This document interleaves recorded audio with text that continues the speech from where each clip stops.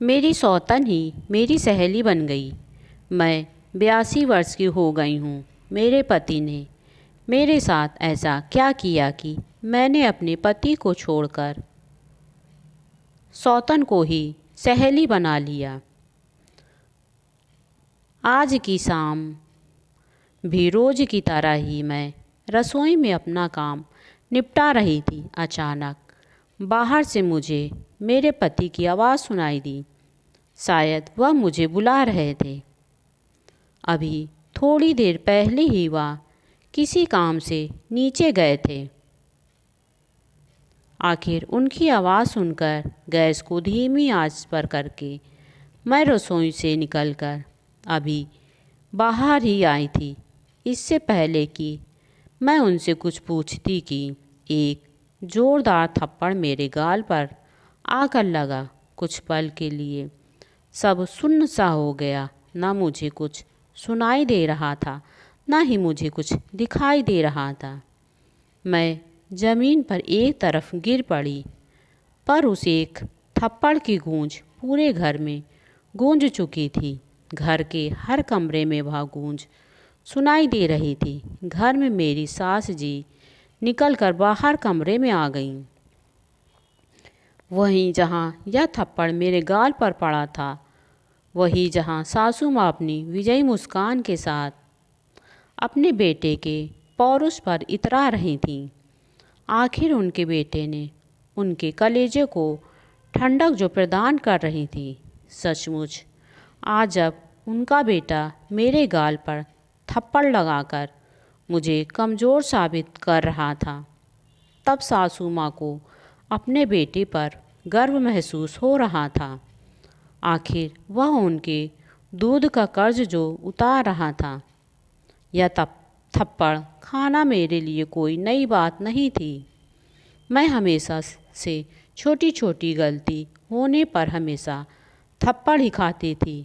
और कहा जाता है, औकात में रहा कर। हेलो दोस्तों, आज मैं आपको आशा जी की कहानी सुनाने जा रही हूँ। आशा जी जब 18 साल की थीं, तब वह एक शादी के पार्टी में जाती हैं। आशा जी जब वहाँ खाना खा रही थी, तब उनके पास एक औरत आती है और पूछती है, बेटा तुम किस क्लास में पढ़ती हो? तब आशा जी बताती हैं, आंटी मैं बीए फर्स्ट ईयर में पढ़ती हूँ।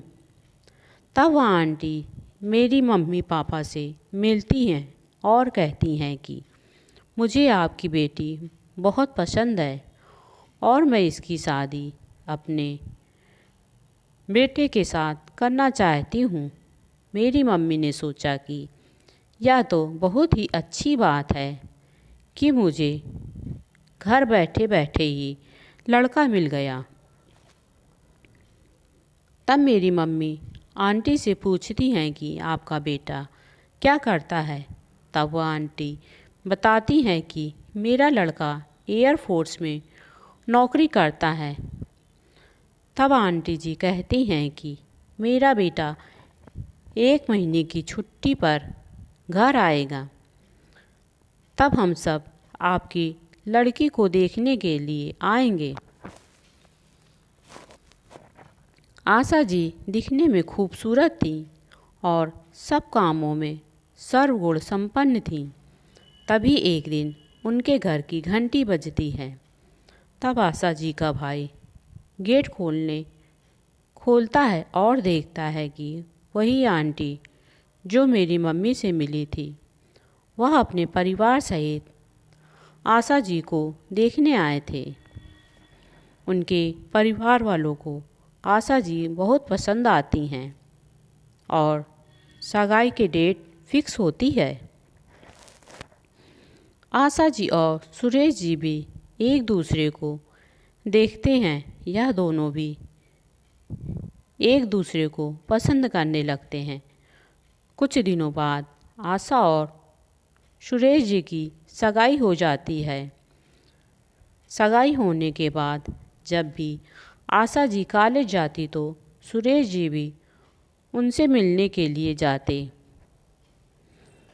एक दिन सुरेश जी ने आशा जी से कहा कि चलो कॉफ़ी पीने चलते हैं।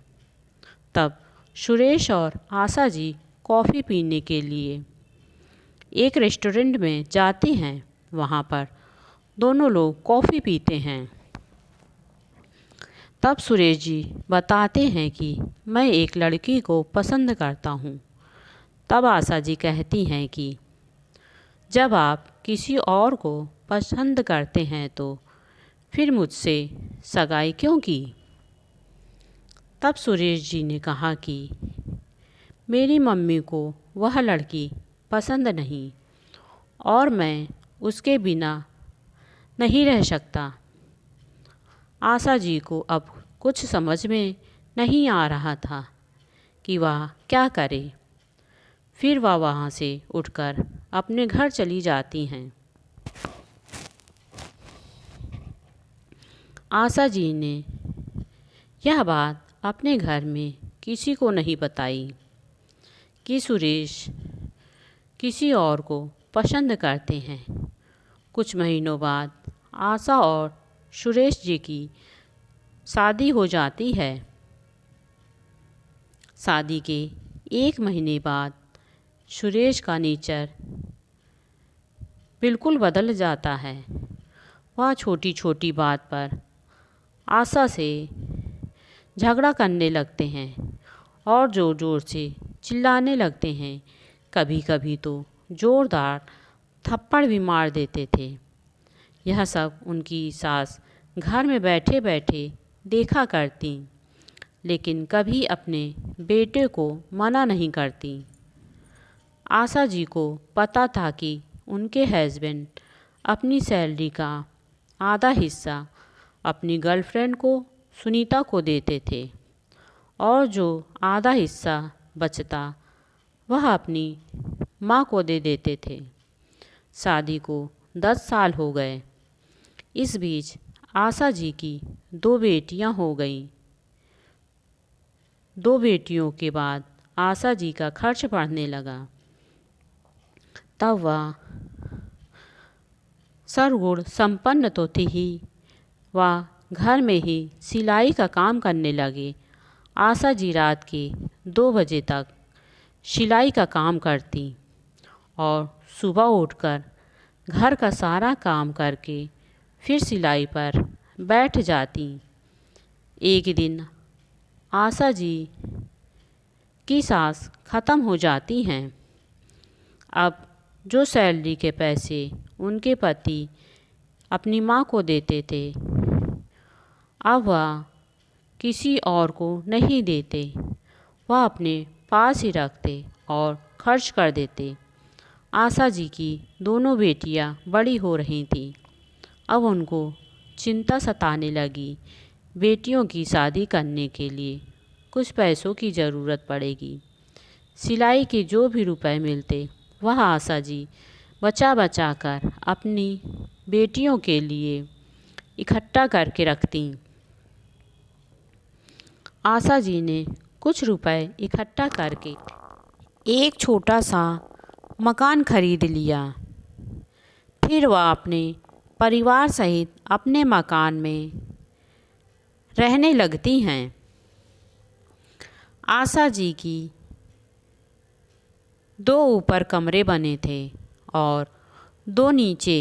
उन्होंने अपने ऊपर के कमरे किराए पर उठा दिए और नीचे के 2 कमरे में अपना सिलाई का काम करती रहीं।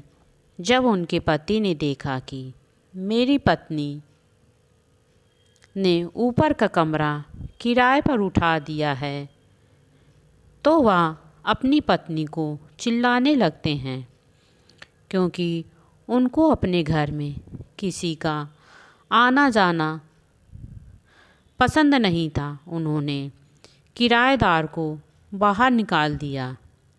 कुछ दिनों बाद उनके पति अपनी गर्लफ्रेंड सुनीता को घर लाने लगे।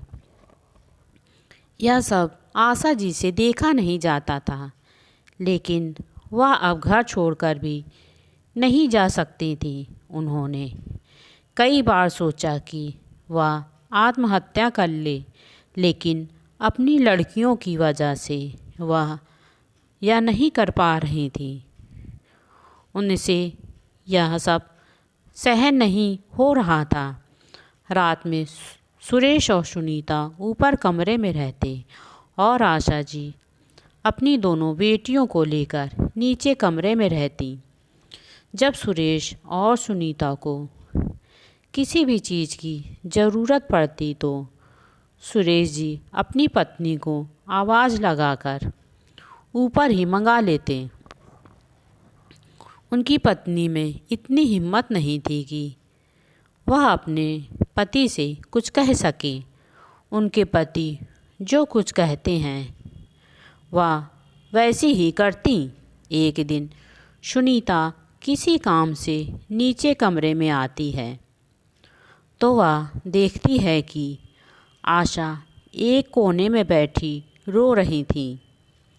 सुनीता को आशा और उनकी दोनों लड़कियों को देखकर दया आ जाती है। दोनों लड़कियां सो रही थीं और आशा जी एक कोने में बैठी रो रही थीं।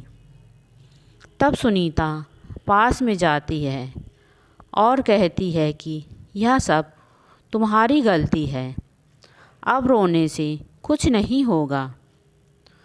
तब आशा जी सुनीता से बताती हैं कि उनके पति ने उनको शादी से पहले ही बता दिया था कि उनकी गर्लफ्रेंड है, फिर भी मैंने ना चाहते हुए भी उनसे शादी कर ली और आज तक मैं झेलती चली आई। मुझसे उस समय भी इतनी हिम्मत नहीं थी कि मैं शादी के लिए मना कर सकूं और आज भी मुझे इतनी हिम्मत नहीं है कि मैं अपने पति को मना कर सकूं। सुनीता ने फिर कहा कि तुम मुझसे क्या चाहती हो? तब आशा जी ने कहा कि सुनीता, मेरी बेटियां बड़ी हो रही हैं, मुझे पैसे की बहुत ज़रूरत है। मेरे हस्बैंड को जो भी सैलरी मिलती है वह सब ले जाकर तुम्हें दे देते हैं। अगर वह रुपए तुम मुझे दे दो तो मैं अपने पति और तुम्हारे बीच कभी नहीं आऊँगी। सुनीता ने कहा, ठीक है। फिर सुनीता मुझे हर महीने 7,000 रुपये देने लगी। फिर उसी पैसे से अपनी बेटियों के नाम आरडी खुलवा दिया। मैंने वह घर छोड़ दिया और दूसरी जगह रहने लगी। आज भी मुझे अपने पति को छोड़ने का कोई गम नहीं और मैं अपनी सिलाई करके ही घर का खर्चा और बच्चों का खर्चा चलाती हूँ।